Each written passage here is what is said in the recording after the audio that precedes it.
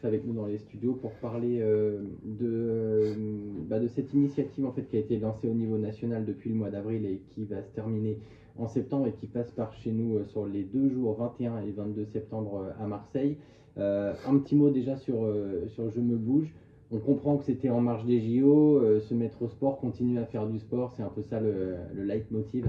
Oui, en fait, il y a des institutions comme l'Agence régionale de santé, les maisons de santé, le comité régional olympique et sportif et un autre centre qui s'appelle Azur Sport Santé qui ont donné la possibilité à des associations sportives dans toute la France de créer des événements en marge des JO et aussi dans la continuité des JO. Moi, j'ai créé une association qui s'appelle Institut PHI Sport.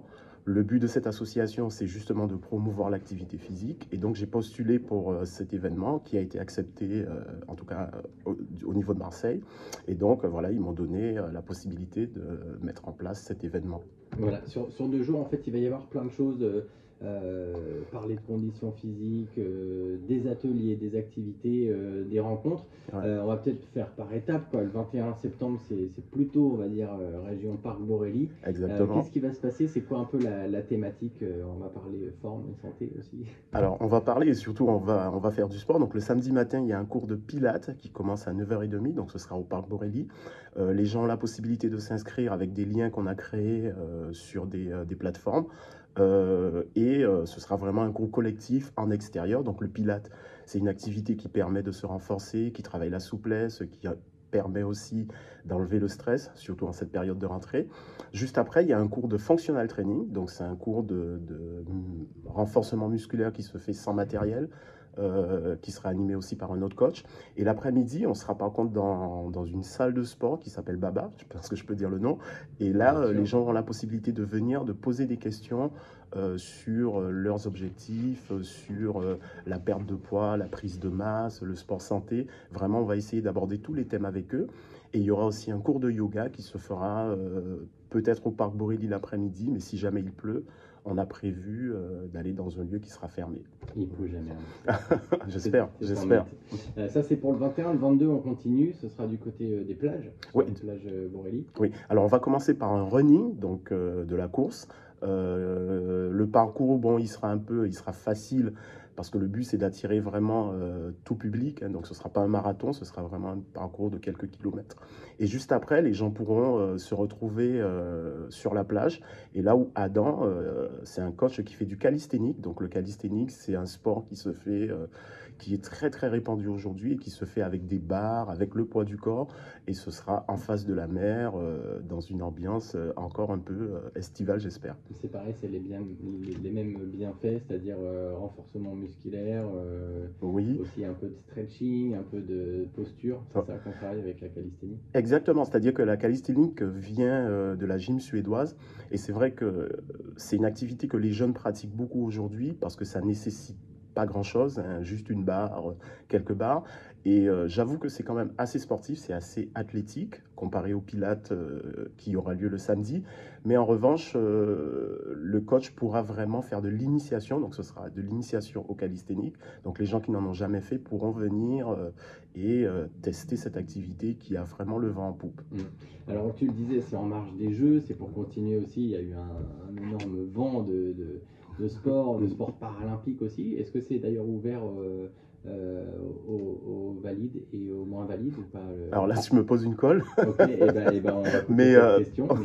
Mais bon, en tout cas, mais on est, en fait, les coachs, ouvert, voilà. C'est-à-dire qu'il y a quand même un petit bémol, c'est que nous, les coachs sportifs, on n'a peut-être pas, on n'est pas habilité à prendre en charge des gens qui ont des pathologies. On parlait tout à l'heure du cancer. Donc, notre métier, c'est vraiment, voilà. On va pas en parler. C'est pas grave, c'est bien, on est enregistré.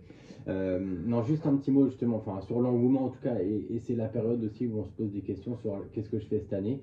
Là, il y aura plein de choix aussi, quoi. C'est l'idée.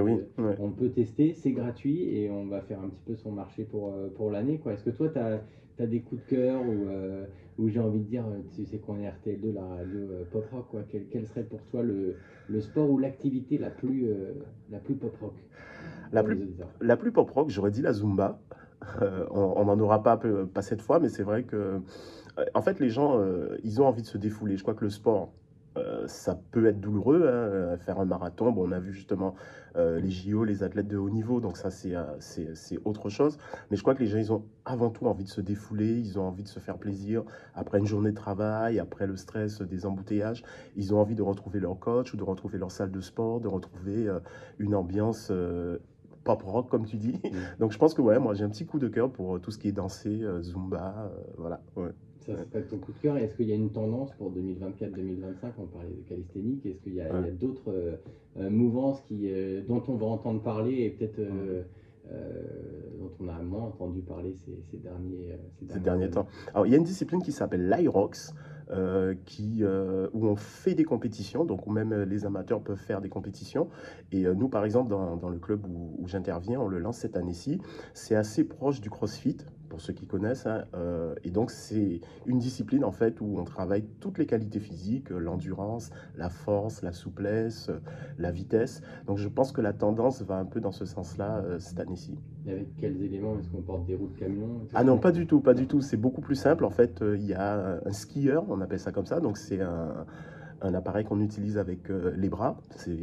Voilà, ça permet de travailler un petit peu le cardio, mais en même temps le haut du corps. Et après, ce sont des mouvements, comme le CrossFit, ce sont des mouvements qu'on fait avec le poids du corps. Donc, on n'a pas besoin forcément de beaucoup de matériel. Ouais. Mais par contre, il faut se creuser la tête en tant que coach pour Exactement. des séries, Des qui séries, diffèrent, ouais, qui ne sont ouais. pas tout le temps la même chose. C'est ça Ça aussi dit que l'enjeu d'un coach d'ailleurs. Oui, c'est-à-dire que le coach, il a quand même une liberté, mais en fait, ce genre de discipline, il y a déjà des protocoles qui sont en place. C'est comme le CrossFit, il y a des mouvements, il y a des noms de mouvements, il y a des formats qu'il faut respecter, mais après, effectivement, chaque coach a la possibilité de l'adapter. Et justement, sur le côté adaptation, je veux dire aux gens, pour ces deux dates, il faut pas avoir peur plutôt. Tous les coachs vont vraiment adapter les activités en fonction du niveau des gens qui seront présents. Donc, ouais, l'idée c'est de démocratiser le sport, en tout cas de donner accès au plus grand nombre pour après, chacun ira dans sa voie et avec son coach. D'ailleurs, peut-être en conclusion, pourquoi c'est important de prendre un coach? Parce qu'on voit aujourd'hui, c'est facile d'avoir un tuto YouTube, c'est facile d'aller faire des choses seul, mais il y a la caution du coach. Et tu vas pas me dire le contraire, mais pour toi, en fait, pourquoi c'est important d'avoir un coach ou de prendre un cours avec un coach? C'est vrai qu'aujourd'hui, il y a énormément de possibilités, par exemple avec Internet, on en parlait tout à l'heure, l'intelligence artificielle, mais le coach, c'est un humain déjà, donc il y a ce rapport humain qui est très présent. Les coachs d'aujourd'hui sont très bien formés, je peux le certifier parce que je suis formateur de coach dans un centre, donc ils ont énormément de compétences dans des domaines divers, et je pense que le must que le coach va apporter, c'est vraiment l'aspect proximité. Un coach, il connaît son client, il sait exactement ses objectifs, il le voit souvent chaque semaine régulièrement. Donc il y a une proximité que rien, à mon avis, ne peut remplacer. Ce sera l'idée aussi de prévenir les maux, quoi, parce qu'on peut se faire mal aussi quand on est tout seul. Exactement, exactement. Voilà. Quand on s'entraîne tout seul, on peut se blesser, alors que le coach, il est là pour corriger les positions, il est là pour encourager aussi. Je crois que ce qui est difficile quand on a envie de reprendre une activité, c'est la motivation. C'est de se dire, ben, je chausse mes baskets, j'y vais. Et je crois que le coach, ben, parfois, moi j'appelle les clients, je dis, bon, ben, allez, on y va, c'est bon, on est motivé. Donc il y a aussi ce côté motivation que le coach peut amener. Et toujours avec ce large sourire. Jean-Alain, merci d'être passé. Je te remercie beaucoup. Le site Les Jeux Me Bougent, ENT. Alors, voilà, c'est-à-dire qu'on peut retrouver, l'événement de Marseille sur lesjeuxmebouge.fr. Et aussi sur les plateformes que vous avez mis en place pour les on a mis c'est quoi le plus simple? Alors, le plus simple, c'est peut-être de me contacter directement. Je pense que si je peux donner mes coordonnées, donc c'est 07 60 96 74 34. Et on pourra vraiment inscrire les gens et les diriger vers les activités qui les intéressent. Ok, bon, on donnera ton 07. Certaines et certains seront contents. Peut-être un petit mot juste sur aussi ton asso là, que tu as créé. Oui, donc donc ça s'appelle PHI, c'est professionnel, humain et inspiré. C'est vraiment mon leitmotiv et c'est ce qui me porte depuis que je fais du sport et depuis que je suis enseignant aussi dans le sport.